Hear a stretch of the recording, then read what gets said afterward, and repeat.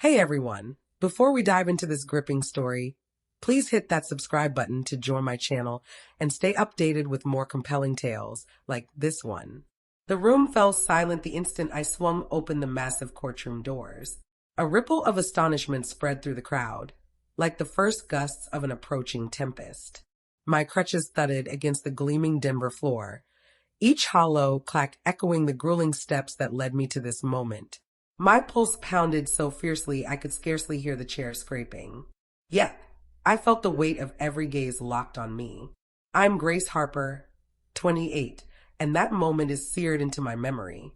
My family sat in the front row, rigid as smug statues, certain the battle was already won, convinced I was finished, erased, defeated.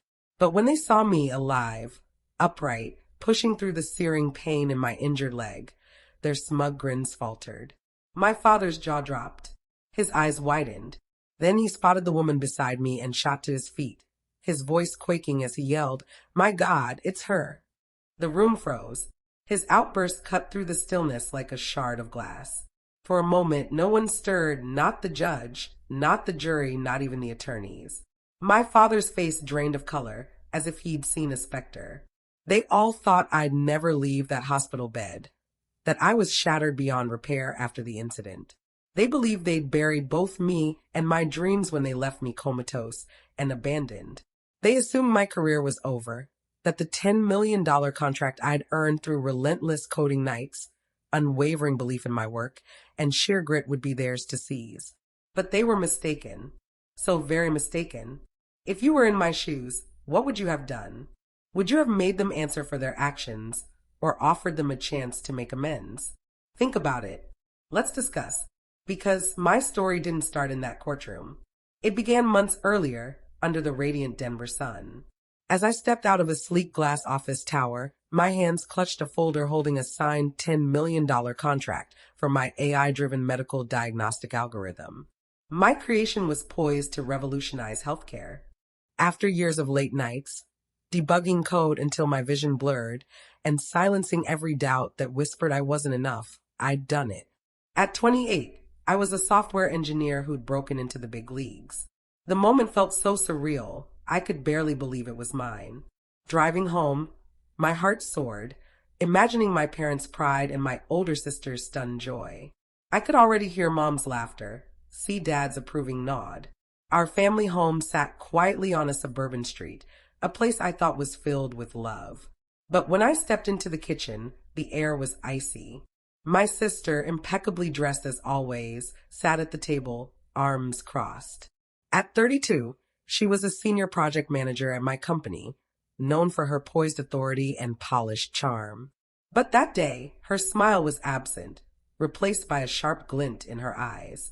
"I did it," I said, holding up the contract like a prize. $10 million for my algorithm.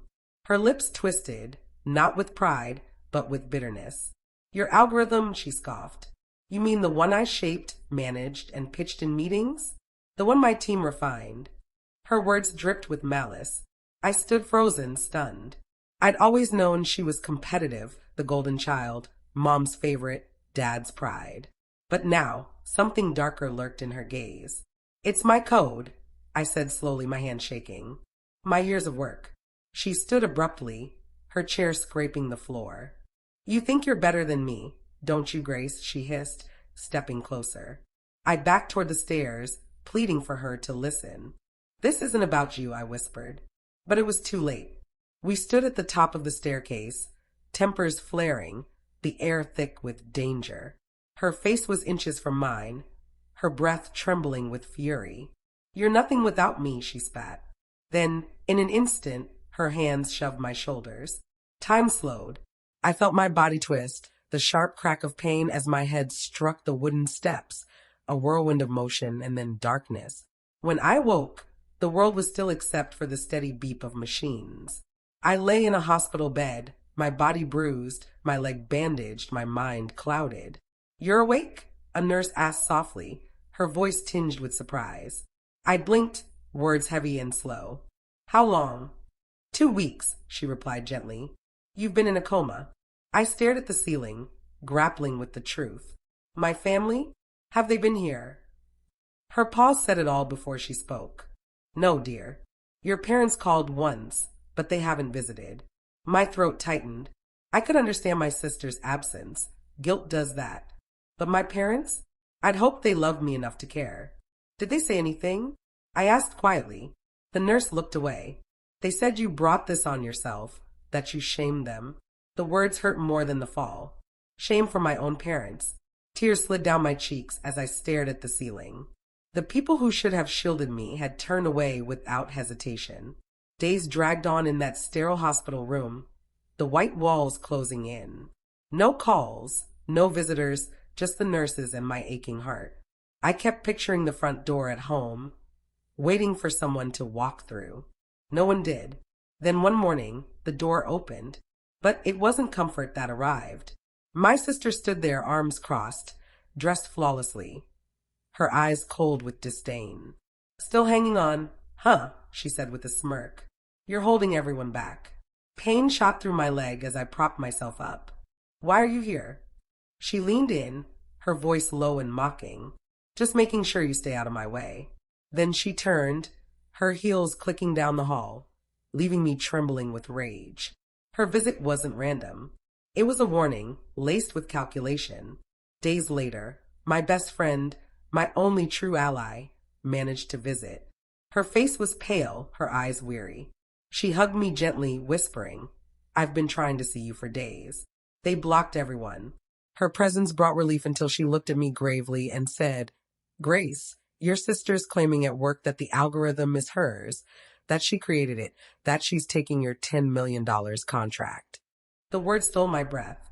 My project, my legacy, was being stolen while I lay trapped in a hospital bed. That night, I tried to check my bank account to cover mounting medical bills, but a red alert flashed. Account frozen. My hands trembled as I called the bank. Court order, the agent said flatly. Filed on claims of your incapacity. My mind spun. Someone had declared me unfit to manage my finances. The pieces fell into place. My sister's smug visit, her confidence, her takeover at work. She wasn't just jealous. She was orchestrating a heist. Soon after, a man in a dark suit entered my room. A lawyer.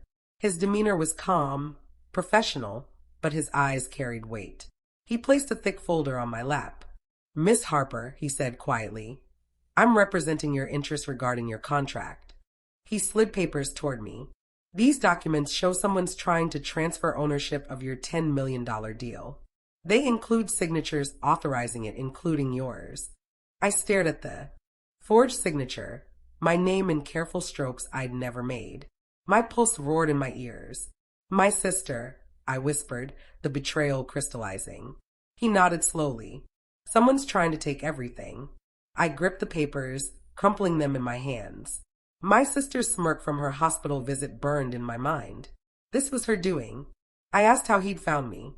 He explained a concerned colleague at my company had hired him to investigate. The court order freezing your account was just the start, he said, flipping to another page. These claim you're unfit to work based on your medical records. Disbelief turned to dread. My medical records? I'd only been awake a week, and someone was already rewriting my story. The MY lawyer leaned closer, his voice low. We need to dig deeper, but this looks intentional. I nodded, anger rising. My sister wasn't just stealing my contract. She was erasing my competence, my identity. That afternoon, a doctor visited, her face kind but firm. She'd overseen my care and found something alarming. Your medical records were tampered with after admission, she said, showing me a tablet. Entries exaggerated my sedation and neurological issues, none matching my recovery. Someone added these to make it seem you'd never wake up, she said, her eyes meeting mine. It's why the court order went through so fast. A chill ran through me. This wasn't just about money. It was about keeping me out of the picture for good. The pieces connected. My sister had always been controlling, even as kids. At 6, she'd snatch my favorite doll, claiming it as hers while our parents praised her boldness. By 10, she'd mastered diverting their attention, painting me as the problem when I spoke up. As teens, she manipulated every family decision, from vacations to room assignments, always casting me as selfish. My parents never questioned her, adoring her charisma. I'd spent years proving myself, building my algorithm to escape her shadow. But now she'd escalated, orchestrating a plan to strip me of everything.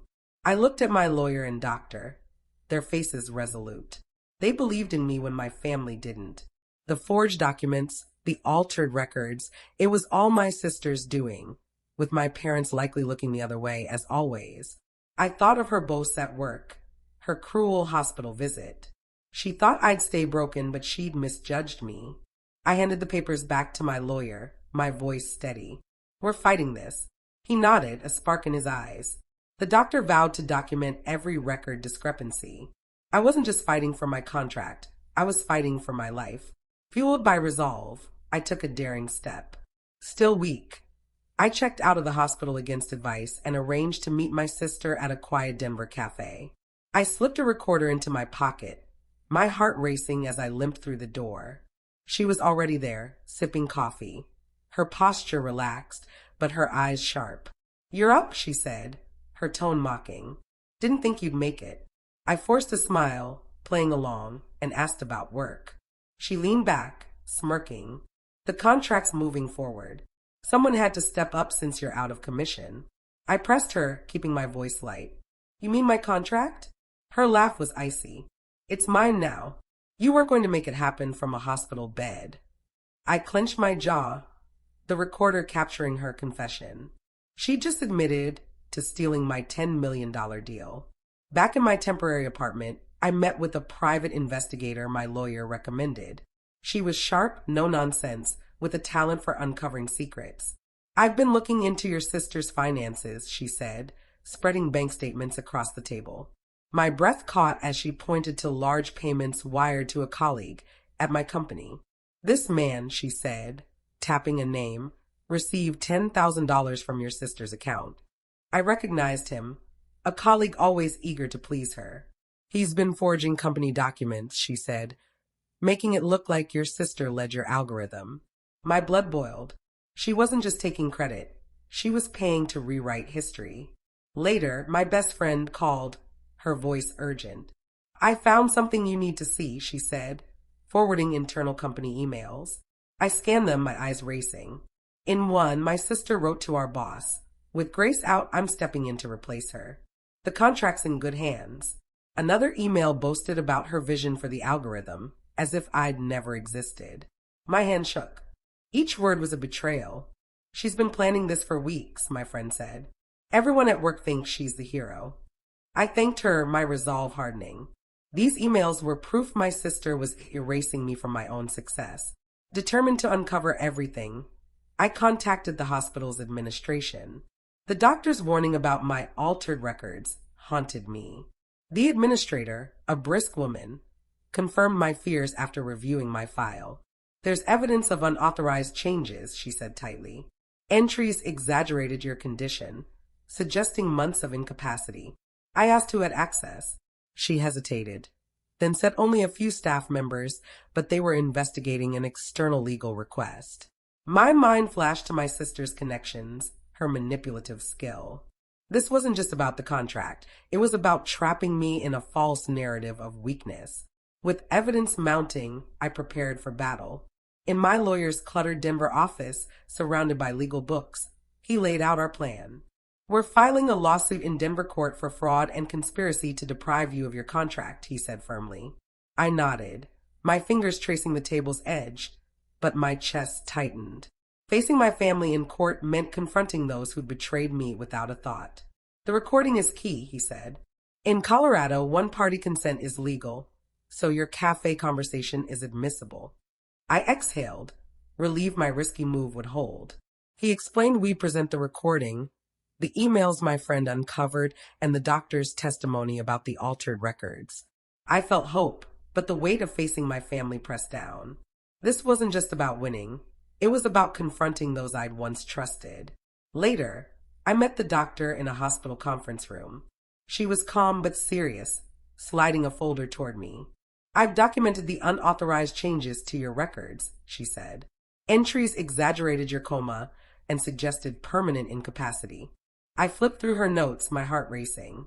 The evidence was undeniable. Someone had painted me as helpless to strip my rights. I'll testify to every discrepancy, she said firmly. This was no accident. Her words fueled my resolve, but stirred buried emotions. As I left, memories of my family's favoritism flooded back. I saw my sister at family dinners, always the star, her stories earning smiles while my achievements were ignored.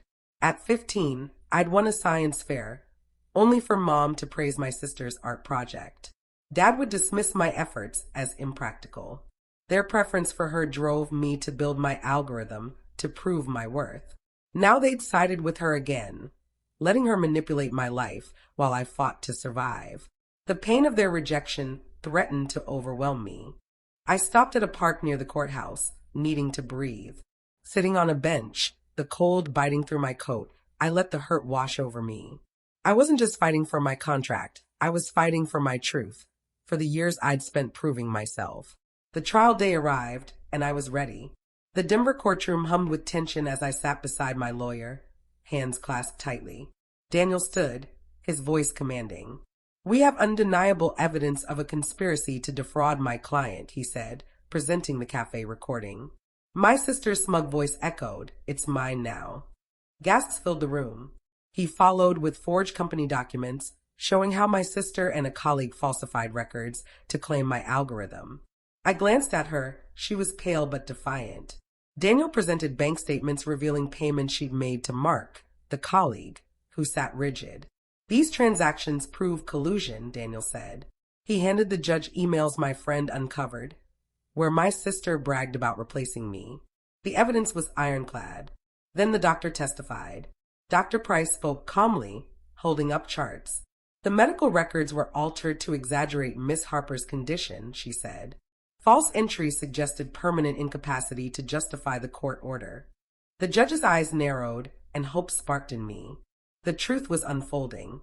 My sister stood to defend herself, her voice sharp but unsteady. "I was protecting the company," she claimed, her eyes darting. Grace was unstable, unfit to lead. Her words stung, but they crumbled under scrutiny. Mark followed, stammering, "I was just following orders," avoiding my gaze.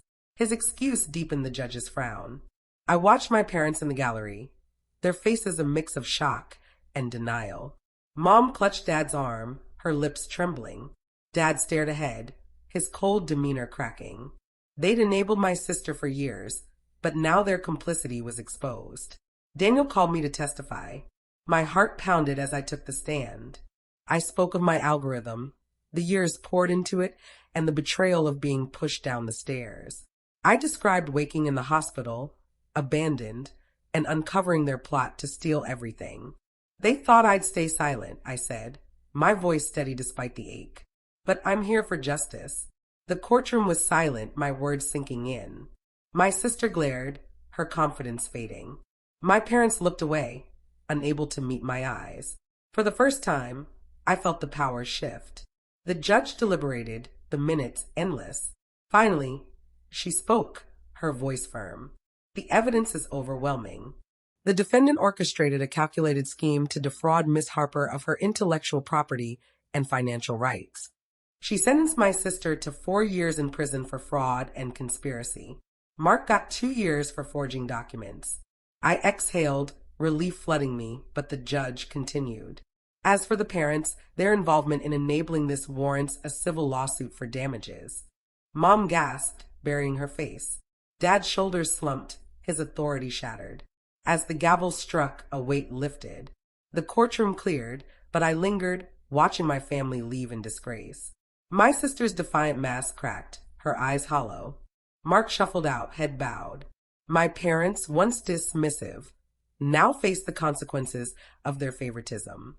I'd fought for my truth and won. The contract was mine again, my name restored. But more than that, I'd reclaimed my strength. I walked out of the courthouse, the Denver sky vibrant above, ready to rebuild. In my new apartment, a small but bright space with city views, the bare walls held promise. A fresh start, free from my family's betrayal. I'd cut all ties with them. No calls, no visits, no hoping for their approval. My sister, my parents, They were part of a past I no longer needed. The freedom of that choice was like breathing anew. The legal consequences were severe. My sister was serving 4 years, her ambition confined to a cell. She was ordered to pay $200,000 in restitution for the damages she caused. Mark faced 2 years and a $20,000 fine for his role. My parents, complicit in their silence, were ordered to pay $75,000 in damages. Their community status crumbled, eroded by their choices. I felt no joy in their downfall, only relief that they could no longer hurt me. I wanted more than to rebuild my life. The pain of betrayal, of being left alone in a hospital bed, showed me others might face similar struggles. I invested $500,000 from my contract into a Denver-based foundation for victims of familial abuse, providing legal aid, counseling, and safe housing. At the launch event, I spoke to a small crowd, my voice steady. No one should feel alone in their fight, I said, my scars giving the words weight. The foundation turned my pain into purpose, ensuring others had the support I'd lacked. Reflecting in my new home, I saw how my family had tried to erase me. My sister with her schemes, my parents with their indifference. But their actions made me stronger. I'd fought through a coma, exposed their lies, and faced them in court. Each step was a battle, from recording my sister's confession to presenting evidence with my lawyer. Justice wasn't just about winning. It was about standing up against impossible odds. My algorithm was back in my hands, and I was planning its next phase, determined to make it bigger than ever. The greatest lesson wasn't about revenge or triumph. It was about self-reliance. I'd spent years chasing my family's validation, seeking their love through achievements they ignored. But in that hospital bed, betrayed and alone, I found something better, my own strength. I didn't need their approval to know my worth. That resilience carried me through the pain, the lies, and the courtroom. It taught me no one could take my future unless I allowed it. As I gazed over Denver's sparkling city lights, I knew I was enough. I was ready to build a life on my own terms,